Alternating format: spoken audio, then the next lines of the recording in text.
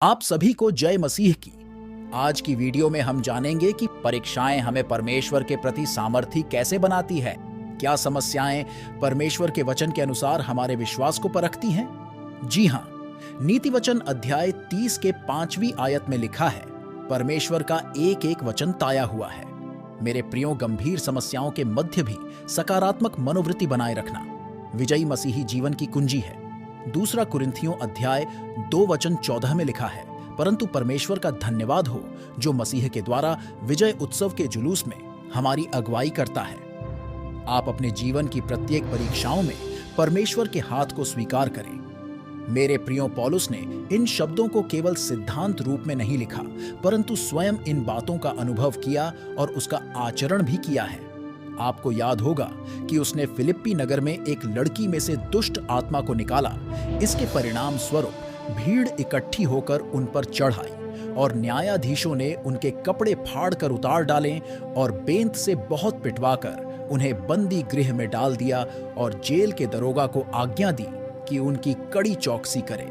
उसने यह आज्ञा पाकर उन्हें बंदी गृह के भीतरी कोठरी में डाल दिया और उनके पैर काठ में ठोक दिए।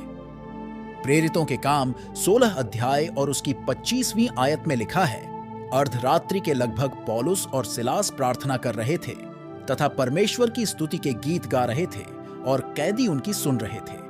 तभी छुटकारे के गीतों को गाने का परिणाम कुछ ऐसा हुआ कि परमेश्वर ने एक भूकंप भेजा और इस भूकंप ने केवल पौलुस और सिलास को ही नहीं बल्कि अन्य कैदियों को भी स्वतंत्र कर दिया।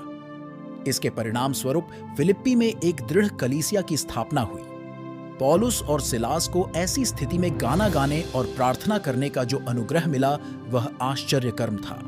परंतु जब अन्य समस्याएं या परीक्षाएं आएं और यदि हम भी आत्मा में चले और परमेश्वर के विरुद्ध ना कुड्ड कुड्ढाएं, तो वह आपके और मेरे साथ भी ऐसा ही करेगा। वे समस्याएं जो आपके जीवन में आती हैं, उनके प्रति आपकी प्रतिक्रिया इस बात का निर्णय करती है कि आप भले बनते हैं या कटु बनते हैं। परमेश्वर चाहता है कि आप स्वीकार करें कि अब मैं जीवित नहीं रहा, परंतु मसीह मुझ में जीवित है।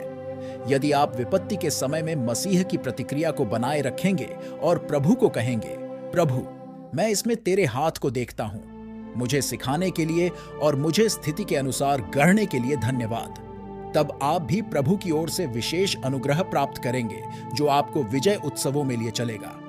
पौलुस ने उन 5 पापों को गिनाया जो जंगल में इजराइल के लोगों की असफलता का कारण बने, और उनमें से 5वां है तुम ना कुड कुढ़ाओ, जैसे कि उनमें से बहुतों ने किया और नाश करने वाले के द्वारा नाश किए गए। पौलुस ने कहा, समस्याओं को ऐसे देखो जैसे वह आपकी भलाई के लिए है। दूसरा कुरिन्थियों अध्याय 4 और उसकी 17वीं आयत में लिखा है, क्योंकि हमारा पल भर का यह हल्का सा क्लेश एक ऐसी चिरस्थायी महिमा उत्पन्न कर रहा है जो अतुल्य है। पौलुस ने अपने सतावों को देखा जैसे वह उसके लिए कार्यरत है, कि वह उसके सेवक है। वह परमेश्वर के आदेश के अनुसार कार्य कर रहे हैं ताकि परमेश्वर की अपरंपार आशीष हमेशा हम पर हो। पौलुस ने कहा, हमारी दृष्टि उन वस्तुओं पर नहीं जो दिखाई देती है, परंतु उन वस्तुओं पर है जो अदृश्य हैं, क्योंकि दिखाई देने वाली वस्तुएं तो अल्पकालिक हैं, परंतु अदृश्य वस्तुएं चिरस्थायी हैं। परमेश्वर आपको बहुत प्रेम करता है। स्वर्ग में आपके लिए बड़ा प्रतिफल होगा यदि आप अंत तक बने रहे तो।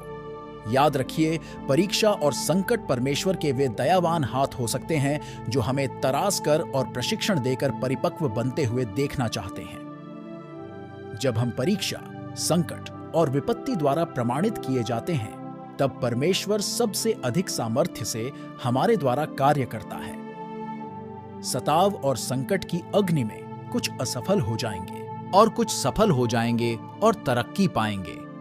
जो परीक्षा में उत्तीर्ण हो जाएंगे वह सांत्वना देने वाले इन शब्दों को सुनेंगे, तू बहुत छोटी सी बात में विश्वास योग्य निकला, अतः 10 नगरों का अधिकारी बना। आमीन। तो प्रियों, आशा करता हूं कि परमेश्वर के वचनों ने आपको अद्भुत रीति से आत्मिक रूप से बलवंत किया है, ताकि आप अंत तक धीरज धरे रहें और परमेश्वर की ओर से अधिकारी ठहरें। वीडियो अच्छी लगी है तो लाइक शेयर कीजिए और मेरे चैनल को सब्सक्राइब जरूर कर लीजिए। फिर मुलाकात होगी परमेश्वर के अद्भुत वचनों के साथ। तब तक के लिए अपना ख्याल रखें और प्रार्थना करते रहें। धन्यवाद।